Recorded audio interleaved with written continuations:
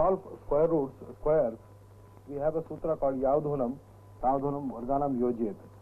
Let us take a number 97 square.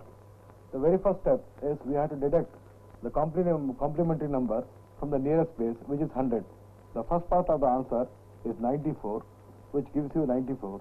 The step 2 is the complementary number need to be squared, which is 9. So the clubbing first part with second part, you get the total answer, which is 9409.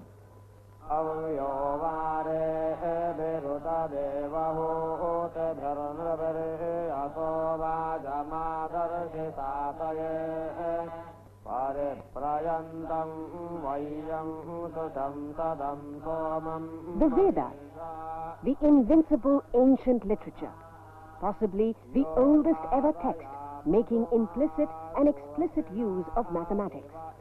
Sutras, a peculiar form of mathematical writing found in the Vedas. Mathematics being there sometimes in a coded manner, sometimes direct. When possibly most of ancient civilizations were yet to begin, existed the Vedas, the fountainhead and unlimited storehouse of all wisdom and all sciences, which have guided millions of aspirants on the path of knowledge.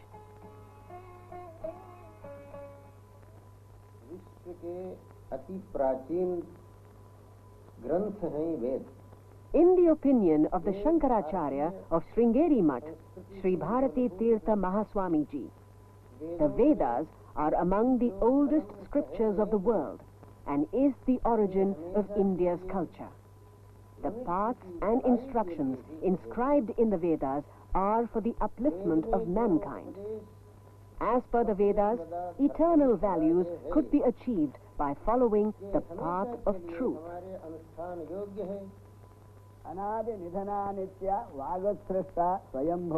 Though the Vedas are attributed to 5000 BC, Vedic scholars believe that the Vedas cannot be dated. They insist that the Vedas were composed and transmitted orally before being committed to writing.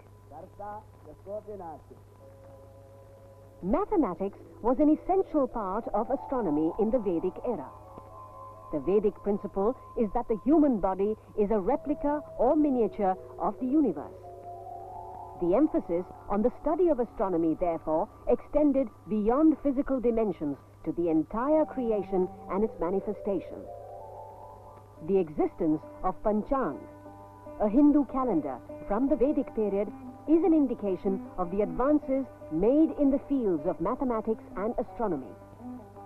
Vedic Indians could accurately predict various astronomical phenomena, such as the solar eclipse, by applying the knowledge of mathematics to astronomy.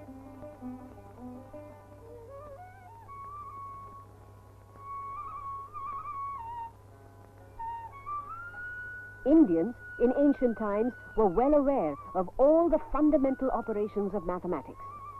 The invention of the zero was amongst the greatest accomplishments of Indian sages. Mathematics and astronomy together continued to advance in post-Vedic India, and thus followed a glorious tradition of astronomer-mathematicians. Aryabhatta was a premier astronomer-mathematician who wrote his best-known work, Aryabhatya, in 499 AD, when he was just 30 years of age. By extending the work of Aryabhatta, Varahamihira, a well-known mathematician, has contributed greatly to the cause of Vedic mathematics. His famous work, written in 505 AD, is well known as Brihat Samhita.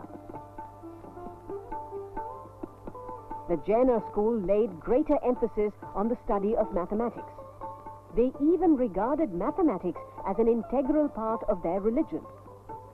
This continued further the tradition of advancement set up by the earlier scholars through the ages. The renowned Brahmagupta, mathematician-astronomer, wrote a comprehensive treatise on astronomy known as Brahmasputa Siddhanta. Several chapters of this work deals with mathematics.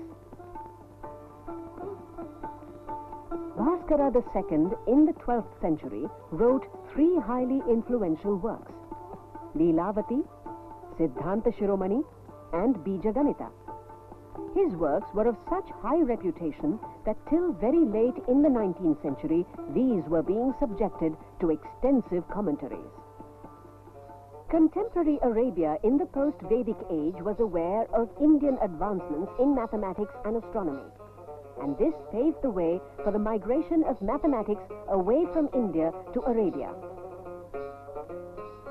Kanka, an Indian scholar from Ujjain, was invited to Baghdad by Abbasideh Khalif al-Mansur. Kanka taught Indian mathematics and astronomy to the Arabian scholars.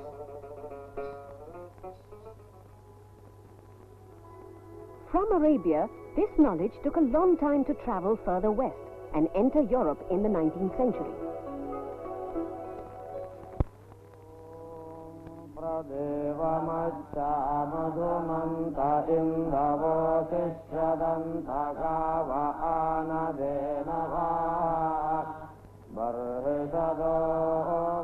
The work of post-Vedic mathematicians was a logical extension of the knowledge base provided in the Vedas.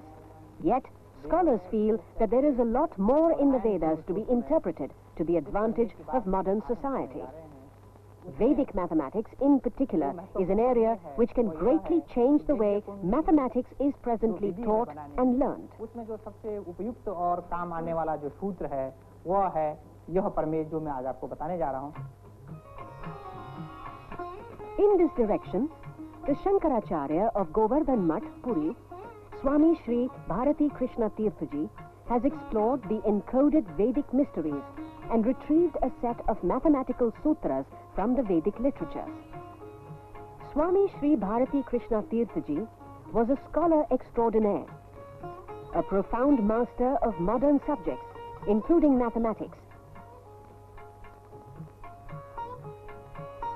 Later, after attaining sannyasa, he went into solitude at Sharada Peeth in Sringeri and relentlessly pursued the study of Vedic scriptures, with the consequence that he reconstructed a set of 16 sutras and 13 sub-sutras from the Vedic text, covering every branch and part of mathematics.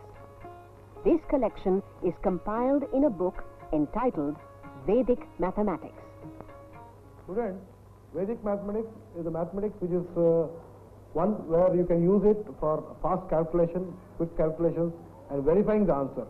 It is not a new mathematics, but it is the same old mathematics. We owe deeply to the Shankaracharya for his revelations to popularize Vedic mathematics. Any of the operations. A few others have undertaken the mission to improve awareness among the younger generation of our country. In Vedic mathematics, P.R. Srinivas, a Bangalore-based engineer, has taken upon himself the task of promoting these techniques in schools and colleges.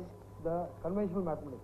The students therefore come to realize how easily these sutras are understood.